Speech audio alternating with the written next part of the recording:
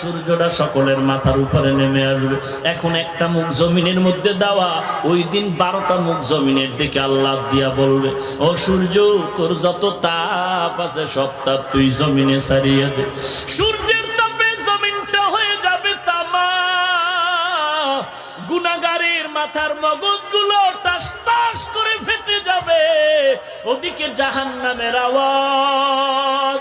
আল্লাহ তাআলার কাছে বলবেন, হে মালিক, আমার গুনাহগারগুলো আমার ভেতরে দাও, তাড়াতাড়ি পেটের ভেতরে ক্ষুধা সহ্য করতে পারি না রে আল্লাহ।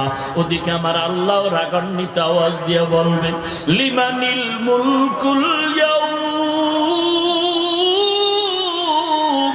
লিল্লাহিল ওয়াহিদিল কাহ্হার।